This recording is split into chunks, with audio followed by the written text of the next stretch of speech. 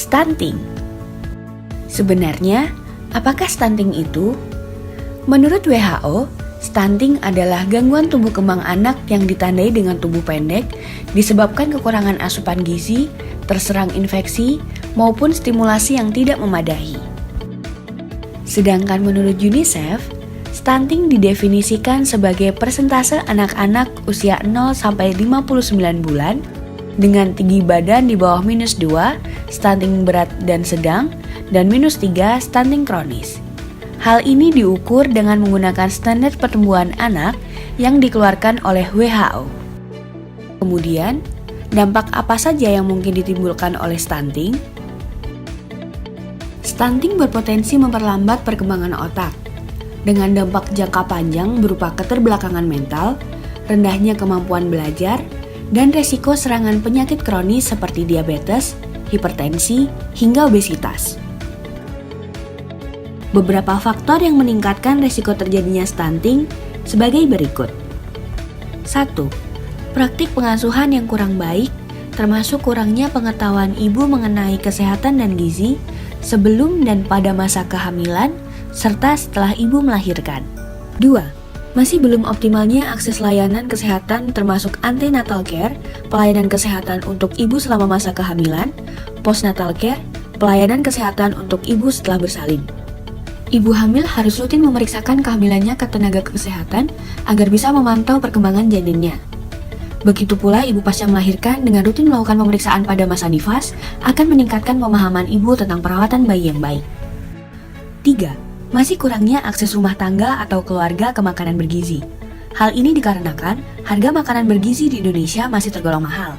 Menurut beberapa sumber, komoditas makanan di Jakarta lebih mahal dibandingkan di New Delhi, India. Harga buah dan sayuran di Indonesia lebih mahal daripada di Singapura. Terbatasnya akses ke makanan bergizi di Indonesia juga dicatat telah berkontribusi pada 1 dari 3 ibu hamil yang mengalami anemia. 4. Kurangnya akses air bersih dan sanitasi. Sumber air minum layak yang dimaksud adalah air minum yang terlindungi, meliputi air ledeng, keran umum, hidran umum, terminal air, penampungan air hujan atau mata air dan sumur terlindung, sumur bor atau pompa yang jaraknya minimal 10 meter dari pembuangan kotoran, penampungan limbah, dan pembuangan sampah.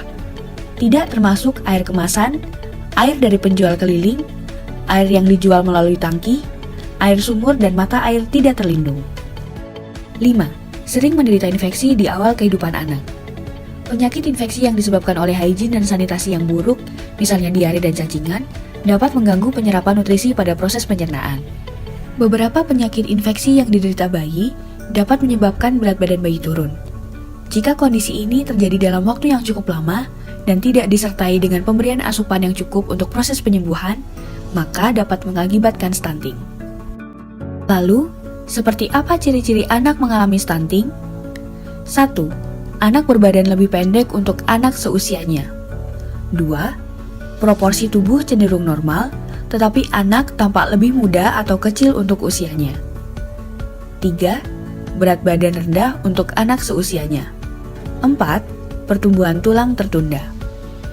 Namun, jangan khawatir, stunting dapat dicegah, terutama dengan mengoptimalkan masa 1000 hari pertama kehidupan.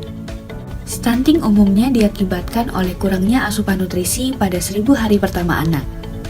Hitungan 1000 hari di sini dimulai sejak janin sampai anak berusia 2 tahun. Jadi, gizi pada masa 1000 hari pertama kehidupan anak sangat penting untuk mencegah stunting. Nah, sekarang lebih paham tentang stunting kan? Karena itu, yuk kita sama-sama cegah stunting dengan mengoptimalkan 1000 hari pertama kehidupan. Two oceans in between us, and a way for sure.